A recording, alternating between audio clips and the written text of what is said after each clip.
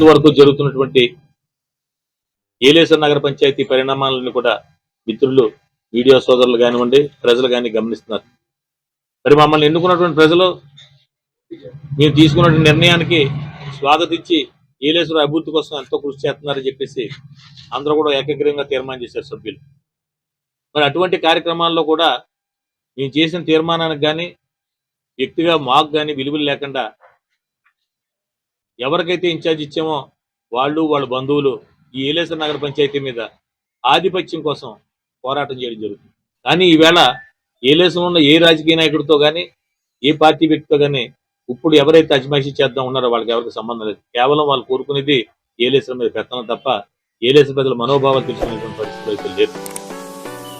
కష్టపడి పనిచేద్దాం ఉద్దేశంతో మేమంతా ఉండి పార్టీని విజయాన్ని గెలుపు తీసుకొద్దామని అనుకున్నా సరే, వాళ్ళు పార్టీ గెలుపు కన్నా మా మీద ఆధిపత్యం కోసమే వాళ్ళు ఎక్కువగా కష్టపడుతున్నారు తెలిసింది. కాబట్టి ఇటువంటి ఇబ్బందులో ఉన్నటువంటి పరిస్థితిలో మనోభావాలు చంపుకొని, ఆత్మాభిమానాలు చంపుకొని పార్టీలో పనిచేయటం కన్నా పార్టీకి రాజీనామా చేయాలని చెప్పేసి మేమందరం కూడా ఒక నిర్ణయం తీసుకోవడం జరిగింది.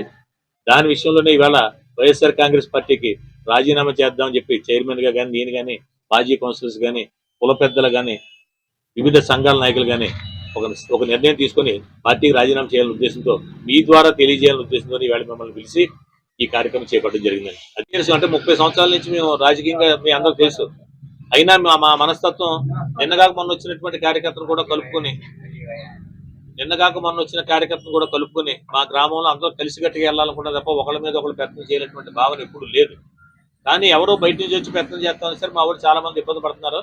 అది బయటకు వచ్చి చెప్పలేనటువంటి పరిస్థితి ఏలేశ్వరంలో ఈవేళ 100% అది ఉంది. అది బయటకు వచ్చి చెప్పుకోలేక ఆగారు తప్ప మీకు చెప్పింది వాస్తవం.